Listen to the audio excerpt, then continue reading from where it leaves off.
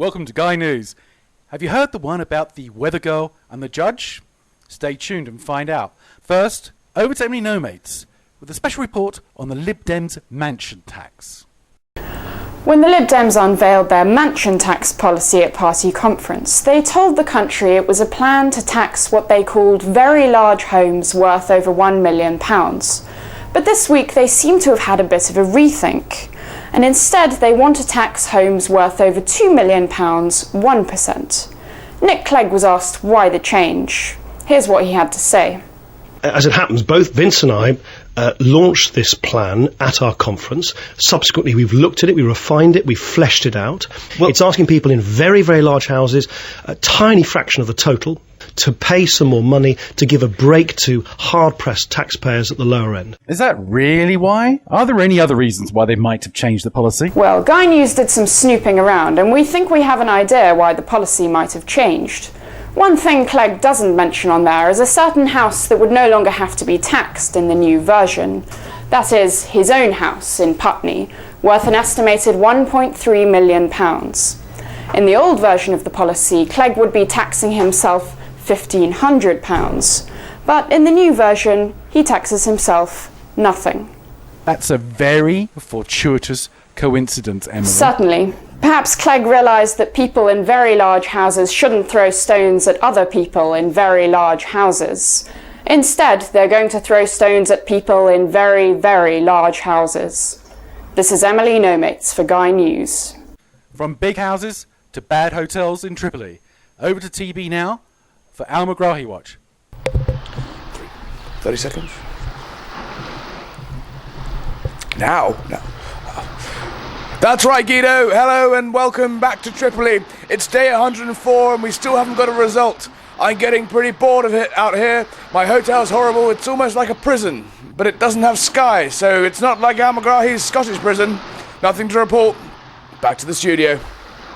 Thanks for that, Tory Bear. You're obviously suffering under dry conditions. Emily's in a bar. Sorry, she's at the bar.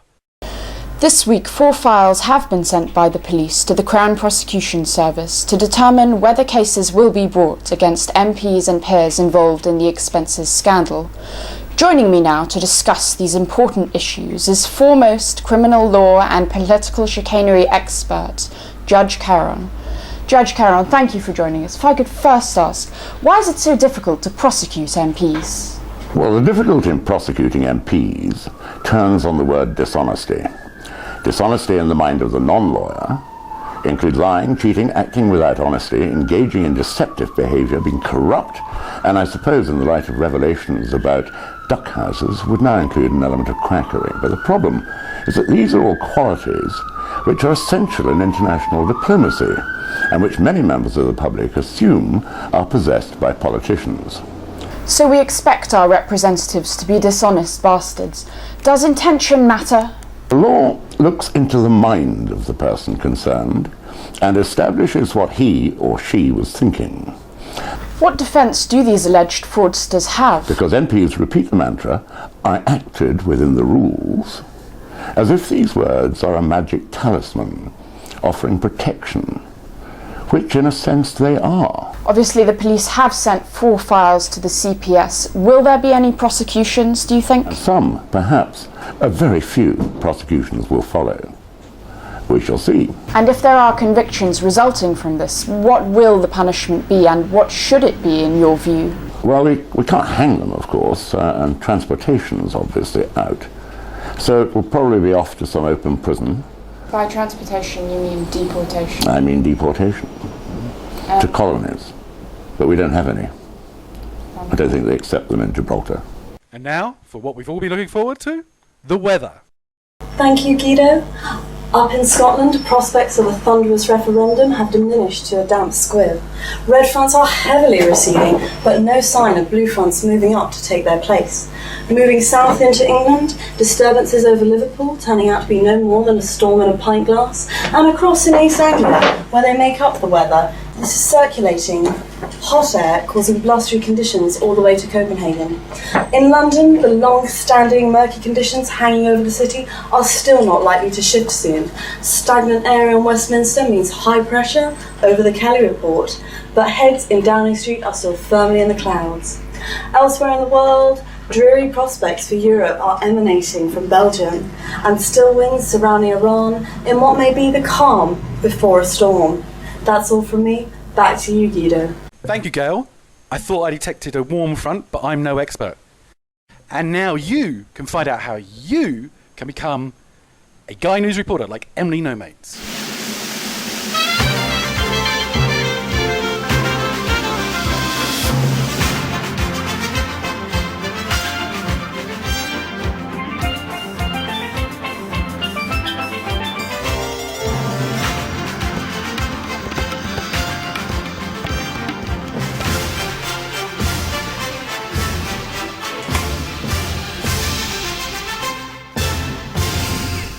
Welcome. Today on the show, we're going to be showing you how to make yourself into a bona fide Guy News correspondent, so that when you next see something crazy, like an MP's dog show or Jackie Smith talking to a fan, you can take to the streets yourself and film it. That's right, we're going to be showing you how to make yourself one of these. Double-sided sticky tape, Stanley knife, a microphone, muffler for your microphone, a Guy News logo. You can download these free at guynews.tv. And some old pieces of card, maybe old beer boxes or old pizza boxes you happen to have lying around, 2 for 1 on a Tuesday. And a cup of tea is optional. You're going to want to line up your logo with the card, and then you're going to cut around it.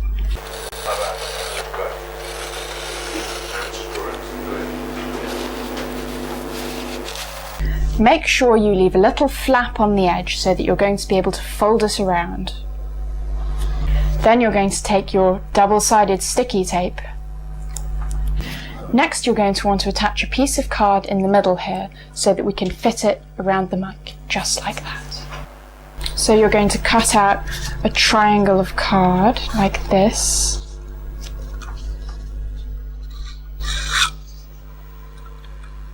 Then you're going to use your double-sided sticky tape again. Be careful with it because it's very sticky. Next, you're going to be fitting your triangle of card into the other triangle of card. Here's one I had prepared earlier, and as you can see, it's got the Guy News logo already on there. Slide it onto your microphone like this. This is Emily No-Mates for Guy News. All the best political bloggers have one, so Guido got one. Our very own offshore secret backer. In the interests of openness and transparency, allow me to introduce our very own non-dom backer, Lord Evil.